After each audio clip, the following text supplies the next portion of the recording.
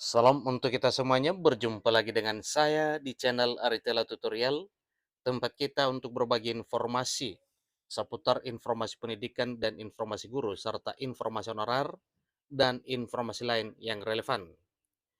Pada pertemuan ini, ada satu hal penting yang perlu saya sarankan kepada seluruh Bapak Ibu honorer dan P3K terkait dengan bocoran 5 pasal RUSN yang menguntungkan honorer dan P3K. Nah, terkait dengan ini Bapak Ibu, dan sebelumnya saya pastikan, saya yakin bahwa Bapak Ibu honorer, demikian dengan Bapak Ibu ASN P3K, dalam keadaan sehat walafiat. Informasinya ini merupakan kabar baik Bapak Ibu ya, untuk Bapak Ibu honorer dan P3K. Di sini disampaikan bahwa honorer dan P3K bersyukur ada 5 pasal RUSN menguntungkan honorer dan P3K. Nah, Bapak Ibu, simak rincian pasal penting berikut yang ada di dalam RUSN yang sangat menguntungkan honorer dan P3K. Tanpa basa-basi lagi langsung pada informasinya. Satu informasi yang dimuat oleh Lengkong ayobandung.com yang mana ini informasi terkait dengan keberuntungan mengenai RUSN. Dikatakan bahwa pegawai pemerintah atau P3K bisa diuntungkan dalam draft revisi Undang-Undang Aparatur Sipil Negara melalui beberapa pasal yang telah ditetapkan di dalam draft revisi Undang-Undang ASN. Nasib pegawai P3K saat ini bergantung pada RUSN tahun 2023. Dalam RUSN yang direvisi, kesejahteraan PNS dan P3K menjadi salah satu fokus utama pemerintah. P3K rencananya akan diberikan jaminan pensiun dan jaminan hari tua. Jadi dalam draft revisi Undang-Undang ASN juga terdapat sejumlah pasal yang menguntungkan pegawai P3K. Untuk mengetahui pasal-pasal tersebut yang telah termuat di dalam draft revisi Undang-Undang ASN yang sifatnya ini positif menguntungkan pegawai P3K, Bapak Ibu simak artikel ini sampai tuntas supaya semua informasinya Ibu, Bapak Ibu ketahui semuanya. Jadi berikut pasal draft RUSN yang menguntungkan P3K. Pertama, pasal 22.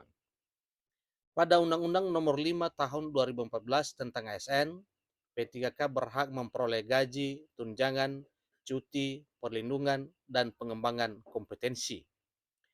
Dalam aturan terbaru RUSN, hak yang akan diperoleh P3K bakal ditambah. Menurut pasal 22 dalam RUSN, P3K berhak memperoleh beberapa penghargaan di antaranya. Pertama, gaji, tunjangan, dan fasilitas, kemudian cuti, kemudian pengembangan kompetensi, jaminan hari tua, dan perlindungan. Itulah hak yang didapatkan oleh P3K yang termuat dalam RUSN pasal 22.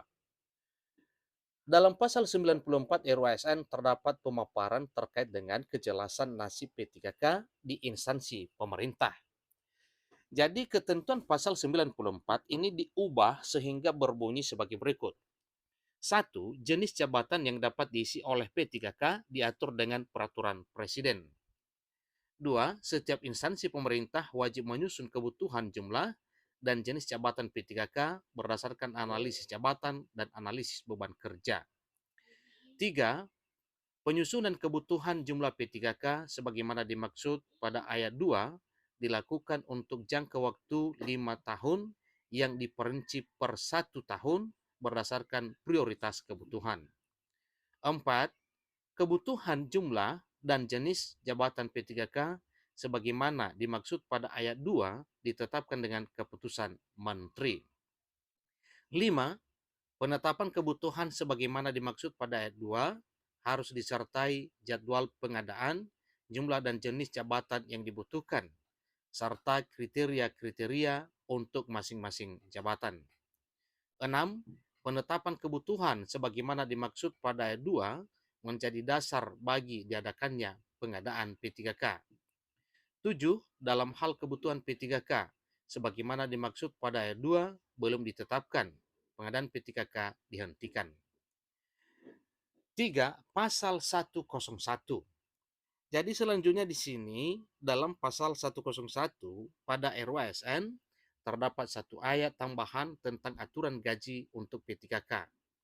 Semula pada Undang-Undang Nomor 5 Tahun 2014, Pasal 101 hanya terdiri dari 4 ayat. Sekarang pasal 101 diubah dan ditambah satu ayat sehingga berbunyi sebagai berikut. 1. Pemerintah wajib membayar gaji yang adil dan layak kepada P3K. 2. Gaji sebagaimana dimaksud pada ayat 1 diberikan berdasarkan beban kerja, tanggung jawab jabatan, dan risiko pekerjaan. 3. Gaji sebagaimana dimaksud pada ayat 1 dibebankan pada anggaran pendapatan dan belanja negara untuk P3K di instansi pusat dan anggaran pendapatan dan belanja daerah untuk P3K di instansi daerah. 4. Selain gaji sebagaimana dimaksud pada ayat 1, P3K dapat menerima tunjangan dan fasilitas sebagaimana dimaksud dalam pasal 80 ayat 2. 5. Ketentuan lebih lanjut mengenai tunjangan dan fasilitas sebagaimana dimaksud pada ayat 4 dilaksanakan sesuai peraturan perundang-undangan. 4. Pasal 105. Beberapa perubahan juga terdapat pada pasal 105 tentang pemutusan hubungan kerja dengan hormat dan 106. Ketentuan pasal 105 ditambah satu ayat yakni ayat 4 dalam RUASN sehingga berbunyi sebagai berikut. 1. Pemutusan hubungan perjanjian kerja P3K dilakukan dengan hormat karena 1.